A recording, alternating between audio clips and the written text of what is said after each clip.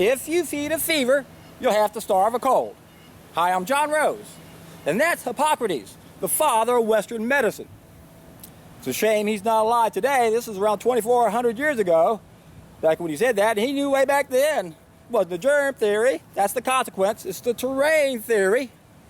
That's why he said diseases are crises of purification, of toxic elimination. What do we do for this coronavirus crises? It's a disease, it's a crisis of purification, of toxic elimination.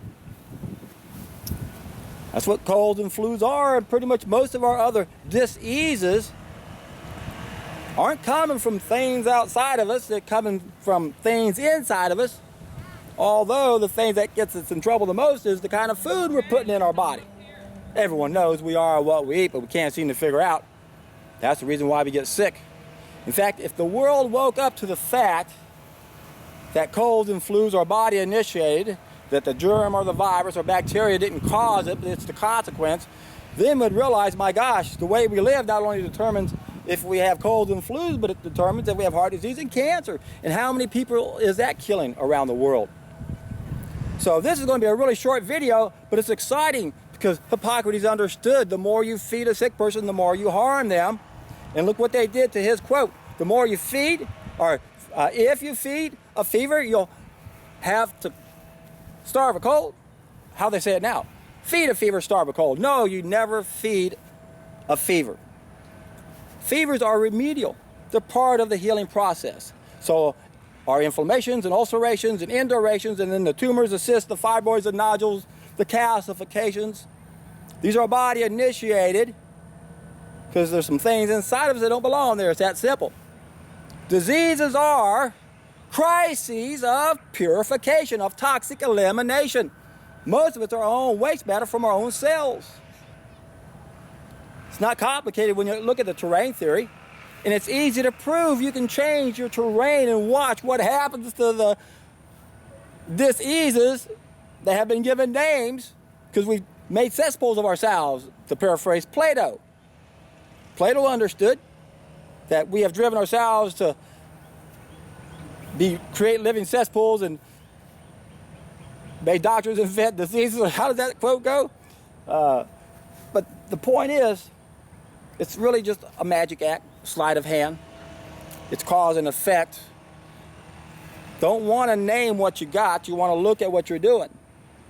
When you look at the action box, what's happening, what I call the second stage of knowledge, things we do and have done to us, we got to realize most of the things we got are coming from those things that we're doing. We have an environment that can harm us if it's not clean. There could be all sorts of things in that environment coming in and attack us and damaging our cells. And then the way we interact with that environment, the air, the water, the food, the sunshine, the exercise, the sleep, our thoughts, our feelings, our emotions, everything else how we interact. I've identified 12 main essential needs that are relative to this fact that we're living systems and we're subject to this law of cause and effect. Most of the effects, most of these negative effects are coming when we don't satisfy our 12 essential needs.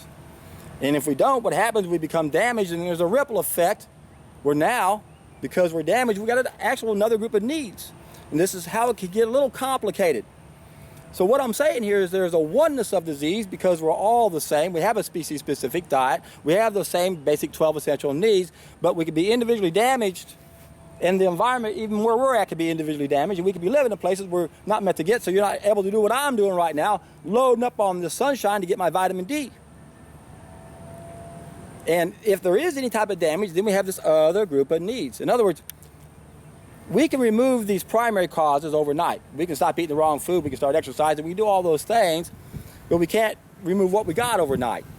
Again, that's where that second group of needs comes into play.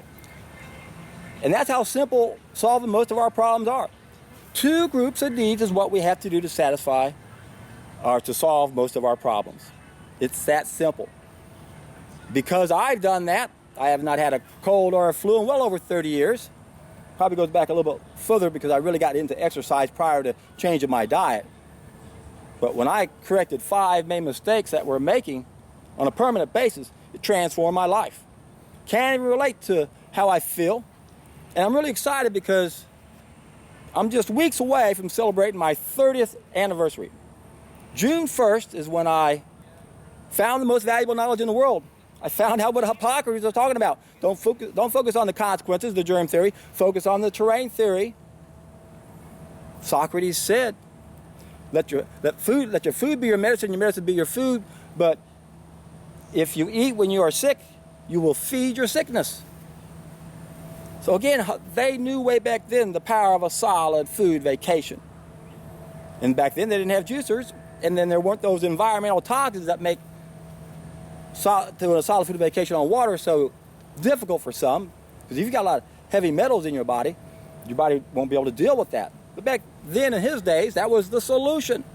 Stop eating, stop feeding your disease. Most of our diseases are coming from what we eat. It is so fundamental and right in front of us. But we're in such a state of denial, and we live in such a corrupt time where all of our so-called experts are being manipulated, and they're really not our experts. They've been tricked and fooled, overwhelmed with so much information they had to memorize. They didn't have a chance to think about it. So what happens when you memorize a whole bunch of information and have a chance to think about it? You got all these books of bullshit in your brain, and you cling on to it because it took a lot of effort to get those in there. And now whenever you're told something, you always reference back to those books. Oh, I remember reading infection. They kept saying infection all the time. They assumed infection. That's our theory, it's an infection. And then they go from that and say, look, everything we find from here on out, that's the cause. Not realizing, no, that's the consequence. It's the terrain. Change your terrain, my friends. And you can do it so quickly when you take a solid food vacation on juices. I have a 2-hour seminar for you guys that will transform your life because it can change the terrain faster than anything else. Water fast could be faster, but that's a lot more difficult to pull off. Although it's, at this time, more of a doable thing because a lot of people don't have a job, right? You got to realize that we have to play our role. And we might not think we can do anything to make a difference, but you're wrong. Because when you take a solid food vacation, I know what's going to happen to you. I've coached thousands of you guys, and of course I've done it over 1,300 days. I know what happens, how it transforms your life, and how you get to influence other people. Man, oh man, it doesn't get any better. When you talk to someone and you know they get it, and you see them walking away and you think, oh my God, how many relatives do they have that are in pain right now, needlessly, because they're focusing on an infection. At least that's what they say, that's their theory. But yet 90% of what our current medical system is doing, they admit they don't know the cause.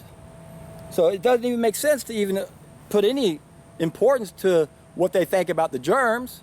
Even if we give them that, say, okay, we'll say you're right, but wait a second, everything else you're doing, though, they're lifestyle related. Shame on you. But I understand what happened to you. They overwhelmed you with so much bullshit you had to memorize. That's not how you teach an intelligent person. You don't want to memorize stuff because things are going to change. You need to be able to reference it. You got to be able to think. And that's what they don't teach you guys or give you a chance to do. Even if you have that ability, you don't have time. You got to memorize everything. And the thing is, it's imprinted in your brain. And it's the same thing happens with television and TV commercials. Ask your doctor, ask your doctor, ask your doctor. You got this big book of what you think doctors are, and pages are put in there every day saying, all right, we great, look. And yet, under scrutiny, you find out, well, wait a second, you don't know the cause of heart disease and cancer. That's killing, what, 80 to 90% of the people in America? You admit you don't know. In fact, because you don't know and you do so much that you're not qualified for, emergency situations, different story, you end up being the #1 cause of death here in America. #1. And I keep hearing other people say, the three, yeah, you guys admitted you were 3, but when we've done that again, you're way at #1 easily. And that's because you don't know about the terrain. You're focused too much on the germ for everything, not realizing you've been indoctrinated to think infection is what causes inflammation. No, it's the toxemia that causes the inflammation. That's the difference right there.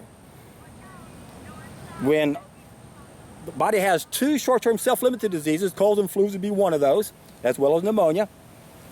And then we have 4 long-term stages of disease. It starts off with inflammation. But what creates the inflammation? The terrain creates the inflammation, or other things. I could have something blow in my eye, doesn't belong there. That could create it. But it isn't a germ invading us. That's wrong. There's no infection along those lines. In fact, that theory has never been scientifically proven. In fact, a virus has never even been identified. All they're doing is identifying molecular markers.